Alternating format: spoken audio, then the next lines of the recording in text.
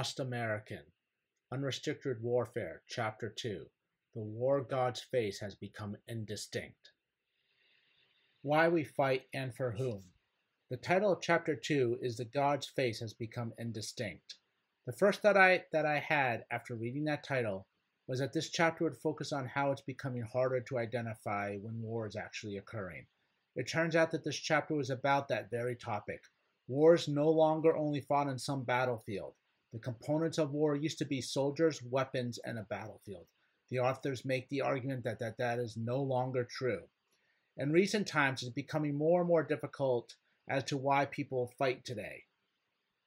As Colonel Chamberlain says in the movie Gettysburg, this is a different kind of army. If you look back through history, you will see men fighting for pay, for women, for some other kind of loot. They fight for land, for power, because a king leads them or because they just like killing. The authors would fully agree with this statement. They even mention the example of Trojan War being fought over Helen. Today, things are not so clear. With the end of the Cold War and the collapse of the Soviet Union, states in the international system are having a harder time understanding who their friends and enemies are. Look at how we supported Iraq during the Iraq-Iran War, or how the CIA supported the Mujahideen in Afghanistan, only to be fighting on both of them years later. Who was once thought a friend can quickly become an enemy. The authors then talk about how every country that fights a war does so for its own reasons.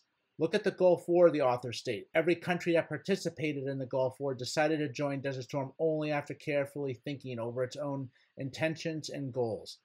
Not only that, but there could have been overt and covert reasons for going to war. My mom was called to active duty for the Persian Gulf War.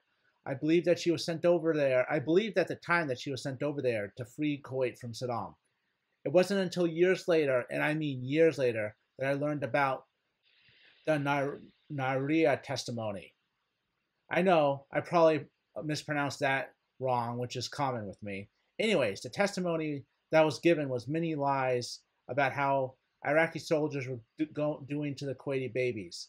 I'm fairly certain that talking about the overt and covert reasons for war in Iraq could take multiple videos. At the start of this chapter, the authors simply want the reader to understand that the reasons why modern wars happen are complex. A government can tell its people one thing, but have another motive altogether for the war.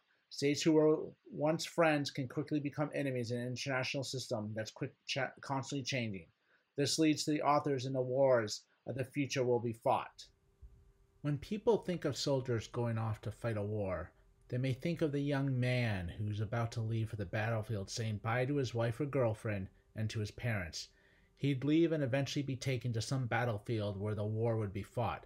For most of human history, wars were fought on a small battlefield. Imagine the small battlefield on the movie Troy. That battlefield could almost be a point because it's really a fight between two people, Achilles and a single opponent. Eventually, you move up to a line formation. Think about a Greek phalanx or a Roman legion marching towards the enemy. We are now in 2 dimensions. With the advent of firearms led to formations being dispersed across a larger battlefield that could be miles deep. With planes and submarines, we are now moving into 3 dimensions. The battlefield is now cube-shaped. This is how war is presently fought and how it's progressed through the history of warfare. The authors state, technology is doing its utmost to extend the contemporary battlefield to a degree that is virtually infinite. There are satellites in space. There are submarines under the water. There are ballistic missiles that can reach any place on the globe, and electronic countermeasures are even now being carried out in the invisible electromagnetic spectrum space. Yet, there is one thing that I forgot to mention. The battlefield is just not the battlefield anymore. It's a city, a town. Essentially anywhere is now the battlefield. It's all around us. The battlefield is everywhere. Thus the question becomes not where the battlefield is, but who will fight on the battlefield that is all around us. With the end of the Cold War, militaries all around the world became smaller. A large standing army simply wasn't needed. After the Gulf War, an era of peace came, which is what I had lived through in the 90s. The 90s saw the rise and widespread adaptation of the internet and other technologies.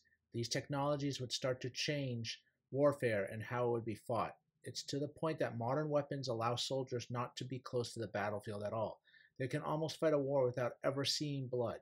You can think of the drone operators that fly drones from a base in Nevada to blow up a target in Afghanistan.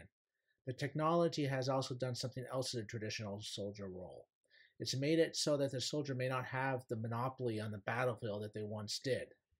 Instead, the hacker may be gaining a main role as the star of the future. The authors state it's likely that a pasty faced soldier wearing thick eyeglasses is better suited to be a modern soldier than is a strong yellow lowbrow with bulging biceps. Yes, that's a big stereotype about a hacker, but in reality, they come in all shapes and sizes. A hacker who has no military training can bring down an army now. Hackers are going to be a major warrior in future warfare. However, they are not the only examples. Non-state actors, the two most famous being Al Qaeda and ISIS, are two further examples of how warfare is changing away from states fighting states to war really will have no limits. Thought leaders may be able to persuade people to act in certain ways to get their will across to the masses. What I think they mean by a thought leader is someone like Donald Trump who has the ability to completely take over the Republican Party and make it bend to his will. Although I'll say in recent days, it doesn't seem that happened with the primaries that just happened in Georgia as I'm recording this. The authors end this section by saying, non-professional warriors and non-state organizations are posing a greater and greater threat to sovereign nations, making these warriors and organizations more and more serious adversaries for every professional army.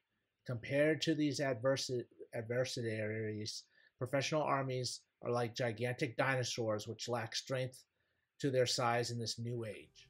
The final section of this chapter deals with different versions of war that may be used to get your enemy's will to bend to what you want. Before the authors get to that point, they talk about a concept called non-military war operations. Now, this is not military operations other than war. What non-military war operations refers to is that humans will use all available means to achieve their goals. The following are some examples. A trade or financial war, terrorism, ecological warfare. This concept is fairly new, but it deals with changing the environment such as rivers, ozone layer, etc. to hurt your opponent. Psychological warfare. Make rumors that are spread through social media that will destroy the will of your opponent. Smuggling warfare, media warfare, where what a person sees or hears is controlled by some state, government, or some foreign entity. The authors end the chapter by saying the following.